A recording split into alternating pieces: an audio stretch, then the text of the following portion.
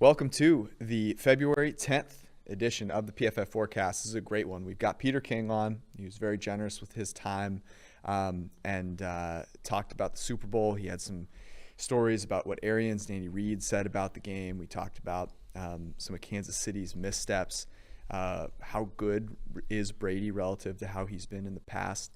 And then he makes some prognostications about where people are going to end up. It's a lot of fun. So let's rock.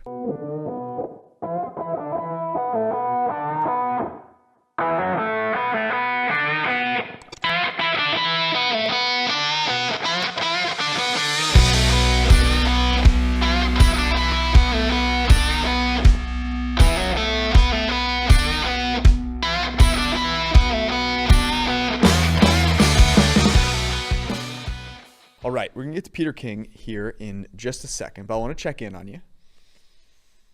You look good. You look like you've resuscitated yourself a little bit. I'm over it already. Good. Did you practice some meditation? What'd you do? I squatted like 375 pounds yesterday. There you go. You took the aggression out of the weights. I love that. I'm rubbing off on you a little bit. A little. I mean, no, I mean, look, the Tampa Bay Buccaneers were deserving champions. That helps, right? The fact that it wasn't fluky, a good team won. It's also like the offseason is going to be a lot of fun this year. I know we've done, this year's been a lot of great things. The live show's been a great addition. Some of the things we did with streams, props, there's a lot, it's very myopic for me to be like, oh, my favorite team lost a game and to be upset about it when almost everything else is universally positive. That's a good way to look at it. Very mature of you. Well, which I think is growth, showing growth. I am old. I'm 30, 35. So. You don't look it. Well, we'll see. Yeah. So. Anyways, we're going to get to Peter King. Peter King mentioned something on our interview that I thought was worth noting, which is that his podcast that should be out when you're listening to this, he had Byron Leftwich on there. So I'm actually going to go check that out. After we finish recording this, I would advise that you do so as well. I think it's the Peter King podcast. I'm sure if you search that. I've been a guest on that show. You have? You've been a guest and I haven't? I know. It's crazy. So I remember, I was a guest on the show. You remember the game last year where the Niners lost to Seattle in overtime on Monday Night Football? I was on the show the next day talking about, you remember how Shanahan basically played for the tie? Mm-hmm. And I told Peter about those things. And the craziest thing is I had like 3 emails from people I went to college with I hadn't talked to in a decade who were like, wait a sec, what do you do for a living now? And I was like, oh, like Peter, it was like, oh yeah, like Peter's this legend, right? That like we've been watching on NFL films and Sports Illustrated and everything since we were like kids, right? And but yeah, it was a good show. It was simpler times. So simpler times when Russell Wilson wasn't complaining about his team. We'll talk about that with Peter in a second. Here it is, Peter King. Joining us now, our dear friend, Peter King. You may have heard of him. Football Morning in America. Great column this week. He was in Tampa. We're not jealous at all. Don't worry. Not jealous at all that you were in the sunshine and we were here freezing our asses off. Peter King, welcome back to the land of the cold. Well, thank you very much. Cincinnati, that's kind of the place of my birth in sports writing. So worked there for 5 years in the 80s, covered Sam Wyche in his rookie year as a coach, covered Boomer in his rookie year, covered Collinsworth. Collinsworth and Boomer used to come into my room on the first floor of the dormitory at Wilmington College and use my phone. Because there was only 1 or 2 phones in the entire huge dorm at Wilmington College. Peter, so anyway, a lot of great memories of Cincinnati. Peter, this is interesting because the Bucs just won a Super Bowl. Does Sam Wyche not get enough credit? Sam Wyche drafted 3 defensive Hall of Famers in his time in Tampa. Drafted John Lynch, who just made the Hall of Fame, Warren Sapp, and Derek Brooks. And obviously, Dungy elevated that team to where they got to, and then Gruden took it over the finish line. But like in a career where obviously he gets the most love for his work here in Cincinnati, like the Tampa Bay franchise was altered in a positive way by Sam Wyche. Oh, there's no doubt about it. I think, Sam, in so many ways, he was a brilliant offensive mind, as brilliant as anybody I've ever met, and that includes Bill Walsh. But in many ways, oftentimes Sam was his worst enemy. He picked a lot of fights, and all that. Look, I love Sam, and I saw him very, very late in life. Did a long story for NBC on his heart transplant, and just he's an incredible human being, or he was an incredible human being. But I think because the team wasn't playing well when Sam was there, I don't think you see him up in any ring of honor there, if you know what I mean. You have any good Collinsworth stories, young Collinsworth stories that we can hold over his head? Only a good one, and it's so Collinsworth and Turk Schoner were, ran around a lot together early on.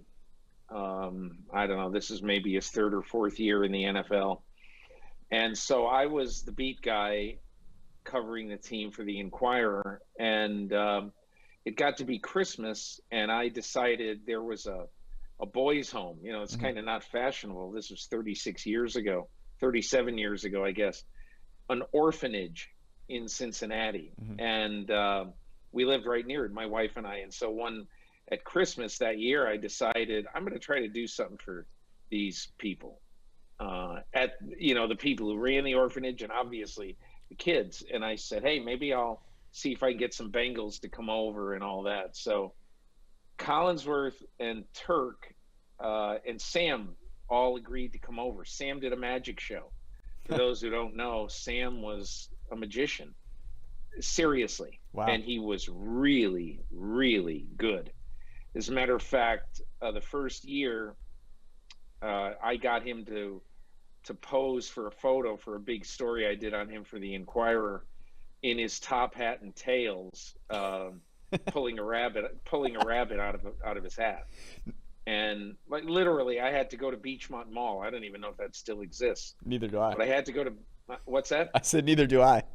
Yeah, it's on the east side. It's out in Anderson, and so I had to go to the mall to get a rabbit because I had this idea and I had to execute it. And I went in there and I just said, hey, my name's Peter King. I work for the Inquirer. I'm doing this. We're doing a photo shoot today with Sam White. He's the coach of the Bengals, and he's a magician. And I wanted to get him to pull a rabbit out of his hat. I said, can I borrow a rabbit for like 90 minutes? And so the guy looked at me. I mean, I think he thought I was out of my mind. So I had to leave my driver's license and a credit card there. And he said, if you're not back in an hour and a half, I'm going to charge you for the rabbit. So I don't know what it was. So I basically, the clock was on me when I drove away from the Beachmont Mall. I hustled over to Spinney Field, where the Bengals trained at the time, just over on the west side. And I took the rabbit in the cage into Sam's office. Sam said, you're serious? We really are doing this? I said, yeah, we're doing this. So I took the rabbit in there. Sam pulled the rabbit out of his hat. Michael Keating, the photographer for the Inquirer, got a beautiful shot of a sheepish-looking Sam pulling a rabbit out of his hat. And I said, oh, this is fantastic. Thanks so much, Sam. I put the rabbit back in the cage, drove it back to Beachmont Mall with, I don't know, probably 20 minutes to spare. Wow. That's the story of me, the rabbit, and Sam White. Man, and you can imagine there was a former ESPN broadcaster and two-time NFL tight end that could have really learned from that experience. I was going to say, is that where Jason Witten got the idea? Yeah. He just pulled it out of his head, unfortunately. Oh, man. Peter, so this what surprised you the most about Sunday's game? Something that would probably be 74th on your list. Ooh, good. Honestly, guys, and that is that I was really surprised that Andy Reid had a half hour at halftime, and his protection was no better in the second half than the first. How's that possible? I think that's one of the top three of our Is that right? Yeah. Okay. Because to me, I thought this was one of the, if not the worst, Mahomes Reid game plans. Well, can we talk about Yes. before halftime? Look, I know the weekend took an extra 10 minutes for Andy Reid, but he also had 2 weeks, Peter, before the game happened. And that I don't think he knew how bad Andrew Wiley was going to be. really, That's my opinion. That's all I can think of. Because I don't know how many times I saw Andrew Wiley single blocking Shaq Barrett, or whoever was flooding in from that side. I don't know. They just didn't do a good job of adjusting. That was the disheartening thing, I think. You wrote the Chiefs stunk. Hard to remember an Andy Reid team looking so shaky and poiseless in a big game. And to me, it wouldn't have surprised me if the first thing they tried didn't work. It was very clear that they thought the coverage that Tampa was going to play was going to be the same coverage that they played in Week 12, and it was not. Right. But the fact that Andy Reid didn't have a B move, even in the first half, shocked me. But Yeah. a couple Go ahead, things that Eric. contributed to that, right? Though the first one was that the Chiefs' third option or more, third, fourth, fifth, Watkins, Hardman, Pringle, etc., utterly and completely failed them. And it wasn't for lack of trying. Watkins was a big free agent signing. Hardman was a second-round pick. But unlike in the San Francisco game a year before, they were unproductive. I mean, Mahomes put the ball on Hardman the first drive, and he had a step of separation on a deep ball, and the guy just could not track the football.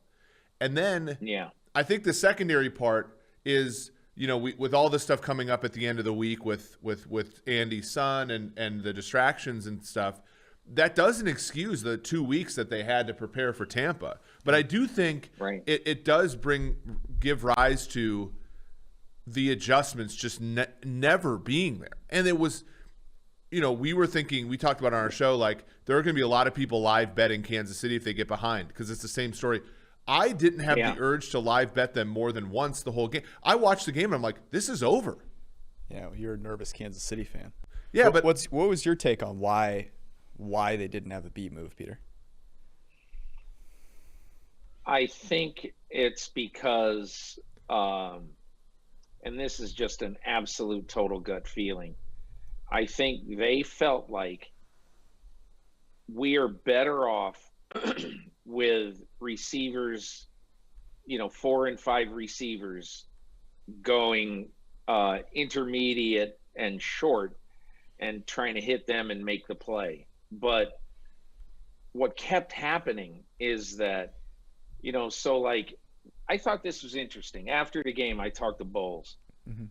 And Bowles said that we were determined to disguise everything we did. So everything at the start of the play looked different 5 seconds into the play or 4 seconds into the play. And that really showed up, I thought. I mean, how many times did we see Mahomes look like he was going to throw and then he's got to run out of the pocket? That happened a lot in this game. So I just really get the impression that, they got so many change-ups thrown at them by Bowles and by that defense. And keep one thing in mind. Okay, so we didn't really this is not about the championship games, but I thought, look, if you look at the last 3 plays that Green Bay had in the NFC championship game, first play, we could all argue that Lazard, didn't turn around quick enough. It's 1st and goal from the 8, and it looks like it's just this quick little skinny post or whatever you'd call that route, and he just didn't turn his head in time. And so Rodgers, as Aikman said on the telecast, man, Rodgers will be not happy with that. So let's just say that, even if that's complete and they get the ball down to, say, the 4-yard line, the next 2 passes, in my opinion, I think you got to put some blame on Aaron Rodgers, because, obviously the second play he gets heavy pressured, and the third play he got pressured too. But the third play, I don't know if you guys remember exactly how Devontae Adams ran that, but he basically kind of used Devin White as as almost like a mile marker. And he was going to run to Devin White and then like run right behind him and then look for the ball. Well, Rodgers waited a tick too long to throw the ball. And by the time he threw it, there were two safeties bracketing Adams right at the goal line. And he had zero chance of completing the ball. Now, having said all that, I would have said that Rodgers should have run that third one. I'm not saying he would have got there. But I am saying that at the absolute worst, it would have been 4th and goal from the 3 or maybe the 2. And then there's a little bit of a threat of A.J. Dillon right there. A little bit. Not a lot probably, but some. And also, there's no way that if it's 4th and goal from the 3 or the 2, there's no way that LaFleur is kicking the field goal then, right? But I only say all that to say that, in my opinion, the most underplayed, underrated element everybody saw. I thought Devin White was unbelievably great in this game. But everybody saw in this game, with this, the way it was played, the secondary of the Bucs was massively better in this game than the secondary was in the first Chiefs-Bucs game in Week 12. Yeah, they were. I mean, and they were healthier. Carlton Davis was not hung out on an island. Yeah. Winfield Jr. played really well. Bulls put him in a position to win, too. Like, he changed up the coverages he called. Didn't call a single snap of cover one man. Not a single one. And all the touchdowns that KC had in the first game were against either how many hey, let me ask you this, because I asked him this after the game, and I said, I certainly didn't keep a close count, but I bet you only blitzed like 4, 5, 6 times. How many times did he blitz in the game? I think it was 5. Yeah, it wasn't that many. It wasn't that many more than the first game. It was fewer than the first game. Yeah. In the first game, he blitzed 9 of 54, I believe. Yeah, let me look at. In this game, I believe it was 5 or 6 of 55. But can I say he was blitzed 7 times? I want to say one other thing about the Chiefs. You know, when we're talking about sort of how they played and what exactly happened, this thought occurred to me Monday, thinking about the game. So I want you to think back to a year ago against San Francisco. Oh, yes. And you remember that midway through the fourth quarter, it's 20-10 San Francisco. And it's, you know, the Chiefs are in trouble.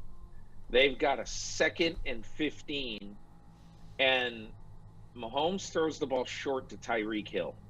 And do you remember, I only remember this because I watched on the telecast last week when I was just preparing for this game.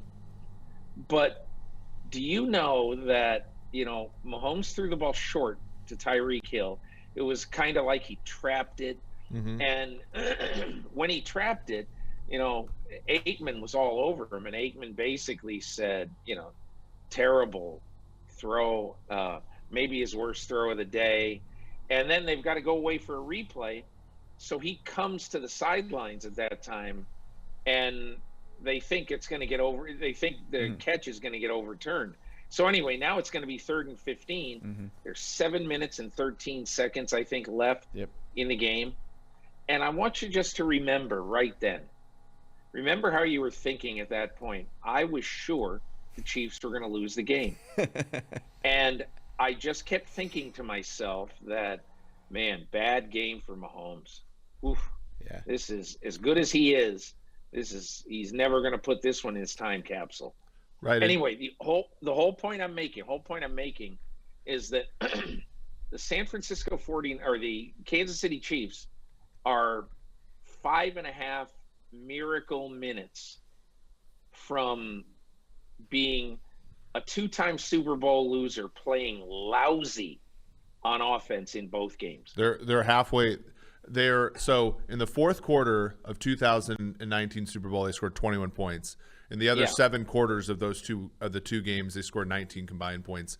I mean, they're and that, like, I come back thinking about this, like, they're fortunate to have won one Super Bowl out of the last two, and they are fortunate. You know, Andy Reid, again, like you think about this, and this is maybe why end pointing and statistical things that are sort of like we thought Andy Reid got over the hump. But what was it that Andy Reid did against the Niners that was brilliant? There was really nothing there. He called chip wasp. But that was what Mahomes asked for. Yeah. You know, but in this game they had that same play, but with like a wrinkle to it, and the Bucs didn't get fooled. You know, so it's interesting that you bring that up, Peter, because there are a couple things that stuck out to me comparing those two games. The first is Kansas City was called for 2 penalties in that game against San Francisco. They were called for 10 in this game against Tampa Bay. Yeah. One very notable one in the San Francisco game that went their favor was George Kittle getting called for at the OPI. end of the first half. Yeah. And I asked myself, and I asked Richard Sherman this yesterday, do Brady and Gronk get OPI on that call, on that play? And I'm sure he said no. Of course. Well, and did we underestimate? So the crowd in Tampa, Peter, you could speak to this better than me. Yeah, the crowd in Tampa was profoundly Buccaneers, yes? Yep.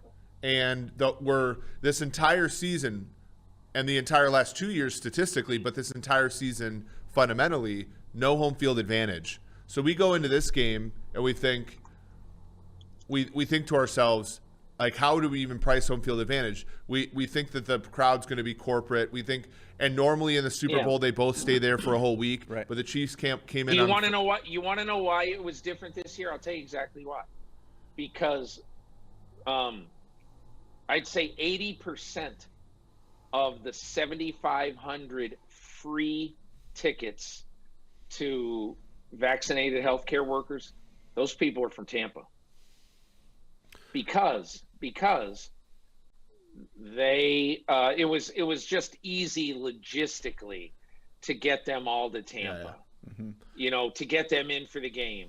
And you know, they could just drive in for the game and go home afterwards. So it was easier for the NFL. Now, I'm estimating that it's 80%. But the point I'm making is there was logically going to be a lot more Bucs fans at that game than normal. Yeah. Well, and I would say, and I'm, because we were at the Super Bowl last year. We spent the whole week there, and you feel at home by that time, right?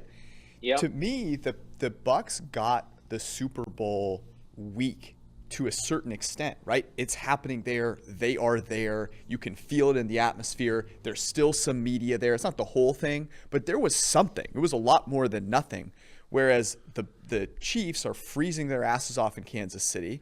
We have the whole Reid incident, which wouldn't have happened in all likelihood had they gone to Kansas City for the week or gone to Tampa for the week. It was almost as if that Super Bowl week exacerbated the home field advantage. Yeah, the crazy part about this game, though, is there wasn't just one thing. So the two calls that were kind of ticky-tack, the two calls that were like either the offsides on the field goal and then the legs tangling up between Brashad Breeland and Mike Evans, that's 11 points. And the Tyrann Mathieu. Yeah. I mean, that's 11 points right there. Mm-hmm. That's not enough to make up the difference. Home field advantage is probably worth a point or two. That's not enough to make up the difference. Even Chiefs players dropping passes. Yeah, but I think it was a systematic failure. But I also think we have to pull it back and say the Bucs did. I still think the Bucs win the game if the Chiefs do a certain number of things right. They just played a really good football game. The Chiefs were second in the NFL in yards given up to wide receivers. Evans and Godwin combined for 3 catches for 40 yards. And Tom surgically went after the middle of the field the way that other teams that have been successful against them did. The Bucs got all those advantages, but also played a dominant football game, which I think if you're trying to I mean, it should bring Bucs fans a lot of comfort that there's no asterisk to the Super Bowl. Everything was a win for them. I want to ask both of you this question. Would San Francisco have beaten this Kansas City team with all of the advantages that Tampa had? Yeah, of course. What do you think, Peter? Say that again. Would San Francisco have beaten this Kansas City team? I think so. Yeah, I think because, look, I think Bosa particularly, well, now that I'm thinking, because I actually think Remmers, and I haven't looked at your grades, but I thought Remmers did okay in this game. It's just that I think Andrew Wiley was terrible. So to me, I think San Francisco would have won because their pass rush and their front is very, very close. I assume theirs was probably better at its peak, with Buckner in there and everything, than Tampa's. Wow, Tampa has a very, very good front. So I'd say San Francisco would have won. Yeah. Yeah, you're right so Wiley had the Chiefs' worst grade at 36.3. Remmers was 59, which in pass blocking was 40.9. I mean, the funny thing is, we all got lured. If you watched Andrew Wiley play against Cam Jordan against New Orleans, the other game that Remmers was out and they had to shuffle it around, he played fine. And so I think all the worries are about Remmers. And obviously what ended up happening is the squeaky wheel, of which we just gravitated to because of one freaking game. It shows you the statistical infallibility of playing one game against one good player. I mean, and the Super Bowl, the lights are shining a little more brightly. Yes. Last Super Bowl question. And this just kind of dawned on me the last couple of days, rewatching the game, watching all of Tom Brady's stuff, and you've covered Tom Brady and watched his entire career. Could you make an argument this is as good as he's ever been? Andy Reid said to me last week, we were just shooting the breeze last Wednesday, I think it was, and he said, I can't believe Brady. He said, I got some extra time to watch tape, and so I watched a bunch of Brady. He said, he is unbelievable. I wasn't quoting, we weren't talking, we weren't anything, but he said, he is unbelievable, how good he looks, the strength of his arm, everything, it looks good. My feeling, honestly, I know it sounds crazy, but I think Brady might be as good as he's ever been right now. And I know that he's had more spectacular years, and he has tremendous weapons on this team. But you look at how, especially after they lose 38-3, and they are pathetic to the Saints in that game in November, what they've done since then, after the Kansas City loss at home in November, they're 8-0, averaging 34 a game. So much of that is Brady. So much is Brady. And he's not the magnificent mover in the pocket. Everybody knows that. But, man, I just think he did a fantastic job this season. What do you think? Yeah, I mean, I think you can trace Brady's career back to a number of seminal games. The first one is the 31-0 loss to Buffalo on opening day after they got rid of Lawyer Malloy in 2003. I think the other one is the loss to Kansas City at Arrowhead in 2014. We're on to Cincinnati. And I think the loss to the Saints, the second one where they had no shot. Yeah. Right. And then they followed that up by a couple of games. Like the Rams game was pathetic on the Monday night game. The Chiefs game was they show guts at the end, but they kind of got The question becomes, who else could do that? The way that I would say it, and I thought it was interesting that you said that, Peter, because the physical stuff hasn't declined. I'm not saying that he's gotten better, his arm's gotten stronger, or he's more flexible, or he can sprint faster. But the fact that he's maintaining it is incredible. And if you look at a lot of people have been tweeting this out, the pictures of him throughout the years, Peter. And I gotta say, if any of us can find a way to age like that, we gotta make it happen, because my girlfriend sent it to me. Side by side pictures of him and Mahomes. He looks younger than Mahomes. She was like, crazy. Is this in reverse order? Crazy. I mean, it's absurd. But what I will say that I think is the most impressive is, to me, it feels like he's been able to keep the physical ability at a constant, to where his mental capability, which only continues to grow and sharpen, is able to make him even more powerful. And it's like he's reached a state of enlightenment where he doesn't have to worry about his physical stuff. He's found a way to keep it up, and he's just sharpening his mind and his calm. But I'm going to give you tell you one other thing. Like, I think he had his eyes wide open when he went to this team, because he knew every year when he reported to training camp that Bill Belichick would have everything figured out. You know, everything would be set up for them to be really good and all that stuff. And so I get that. He got that. And I think he knew. He wasn't naive. He knew when he came here it was going to be different. Probably with Bruce Arians' reputation, probably going to be a little looser. You know, everything was not going to be buttoned up. And I think that is something that he and Byron Leftwich, after their bye, really, you know, kind of turned the screws on. And they wanted everybody then to be totally all in. And plus, you know, the other thing that happened to them later in the year, they got healthier. Yeah.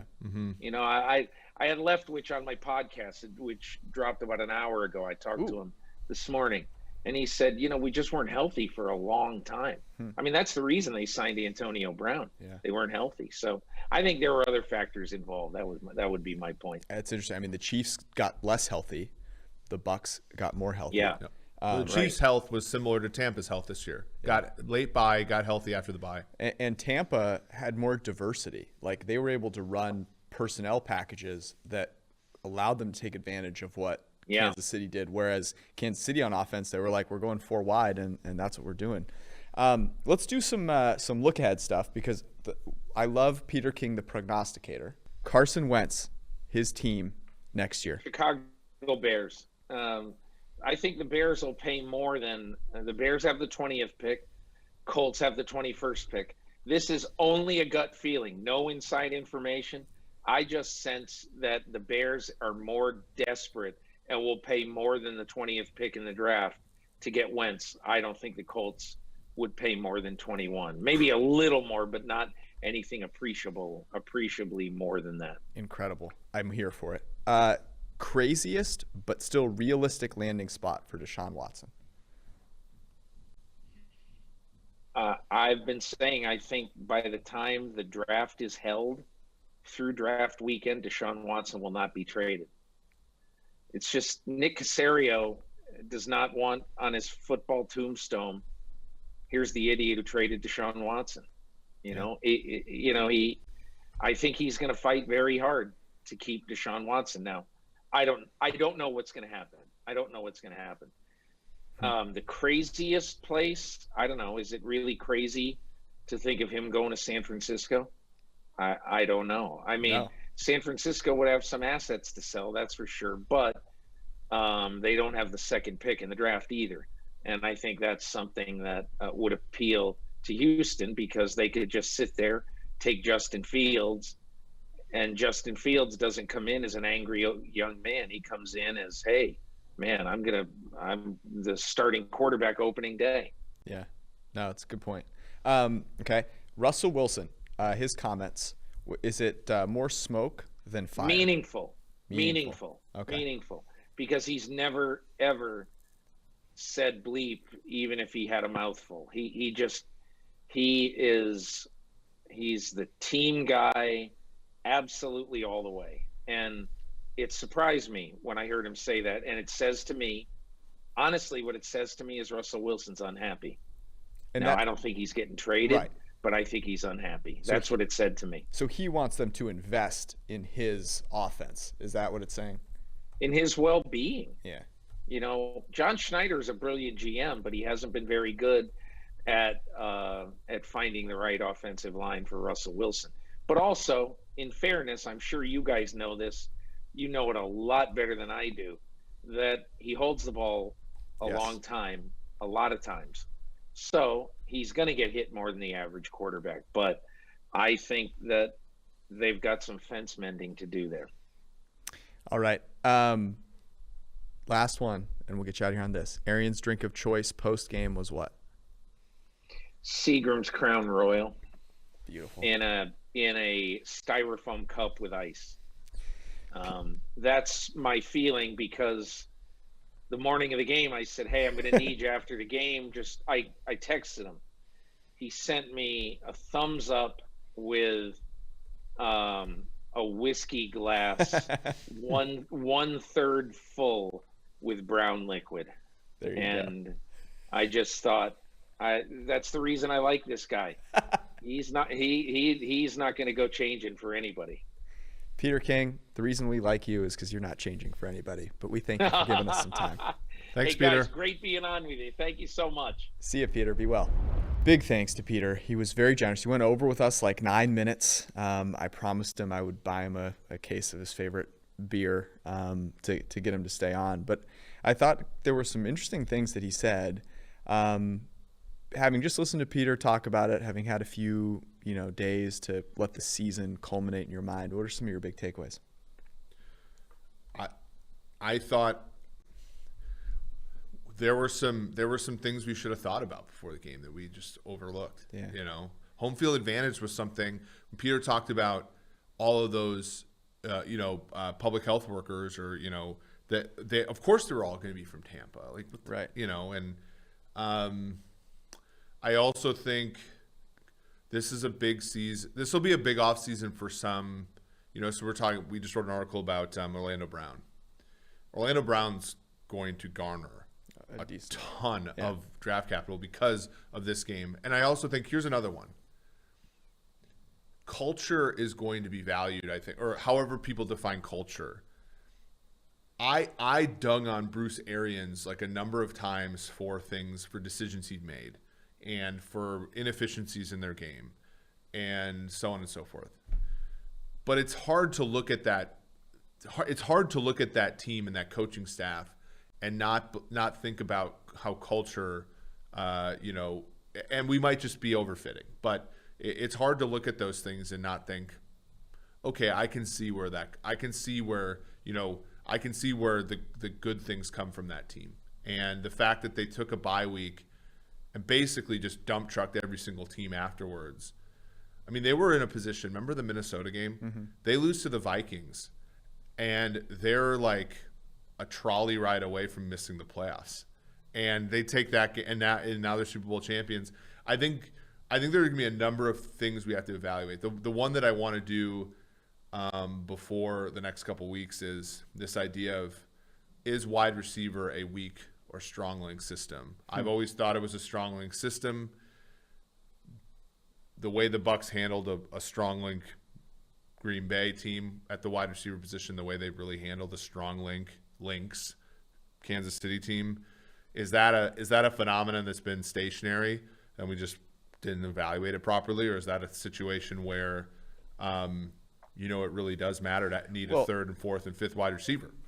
And it's interesting because what we've seen in the league is that teams like the Chiefs are running more nickel and dime, right? They're bringing more coverage players onto the field.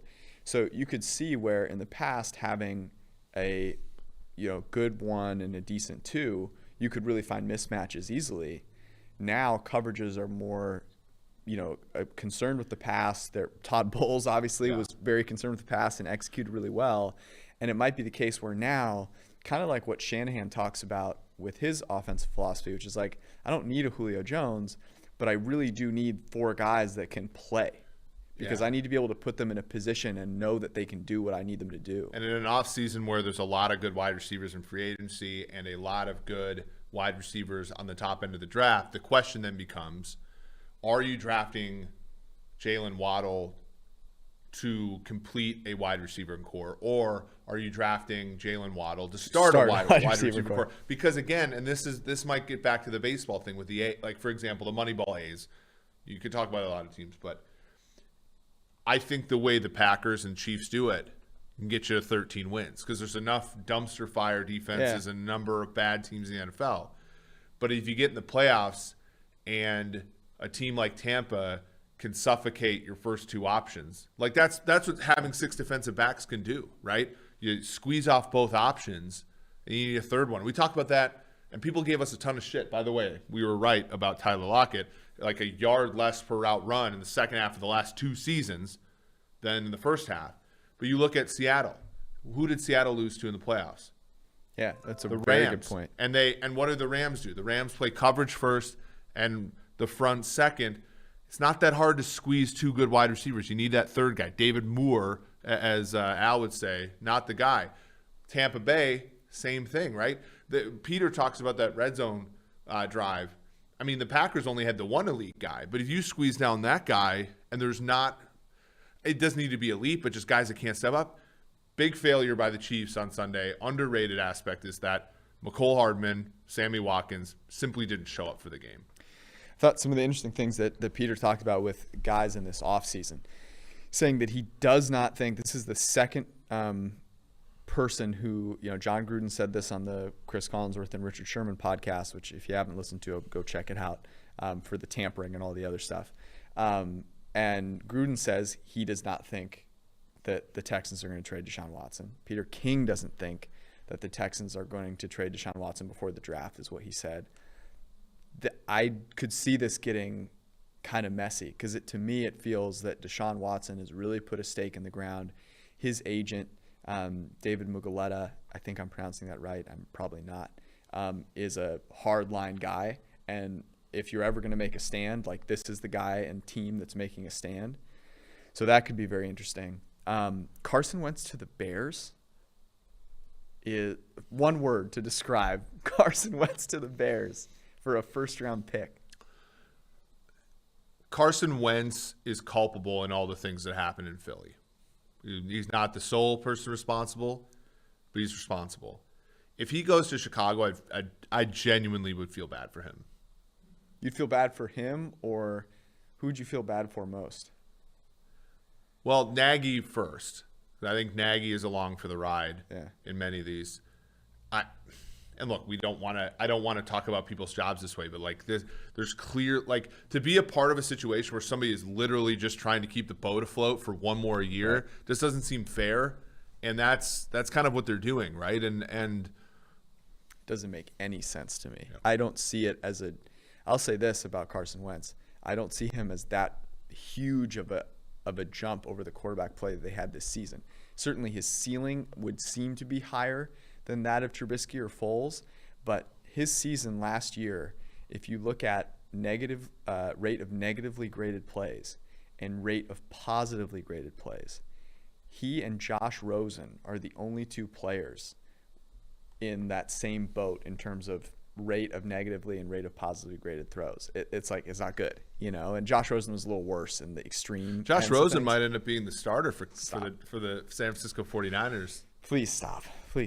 Sign an extension. I know. What do you? I hate to bring this up, but he's a former first-round draft pick. What is the long-term out? Is he a backup? Does he win a ring, a la Blaine Gabbert, another former top 10, top 12-ish pick? Like, does Rosen find a career as a backup with the Niners? I think he'll find a career as a backup if he wants to. Yeah, because that's just the type of guy that you can see. Right. There's the Jake Locker and Blaine Gabbert were drafted in the same draft, and Jake Locker pieced out 7 years ago when he was like, I don't want to do this anymore. What do you think, do you know what Jake Locker's doing now? No. If you had to guess, what would you say Jake Locker's doing now? Like an actuary in Seattle? He's not coaching, right? No, he's not coaching.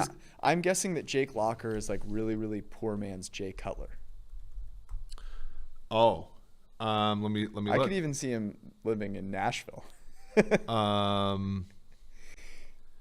Yeah. I have literally no idea. But I could see he is a co-owner of a fitness center in Ferndale and began taking courses Ferndale? And began taking courses in pick the discipline. Sociology. It's an ology. Geology. No, it's less science, more I don't know. Let's just say he could be an assistant in the Easterby's staff coming up. Oh, soon. no. Really? Religion? Yeah, theology. Oh, my goodness. Which there's nothing wrong with that. I'm just saying, Oh, no. Now I'm worried. Fitness and religion, those things can be dangerous. So percent chance that this fitness center is a CrossFit. 1,000. I know enough people that do CrossFit to know that it's 1,000%. So Trevor Noah said that CrossFit was Scientology with some weights. It honestly is. It honestly is. I CrossFit gyms generally have great equipment. And so whenever I have moved to a new city, I've tried to find one that will let me use the gym without, like, you know, during the off hours, right?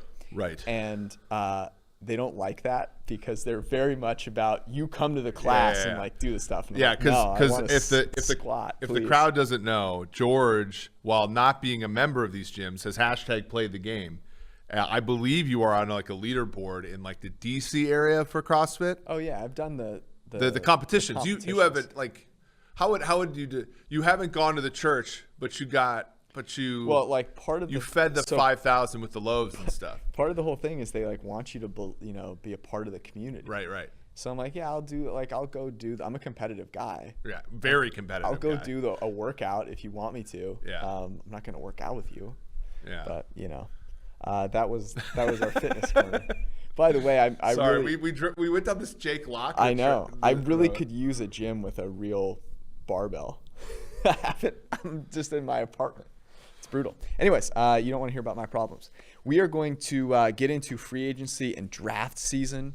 Maybe even talk some Super Bowl futures upcoming here. So there's a lot of good stuff down the pipe. Have a couple of good guests in mind too for upcoming weeks.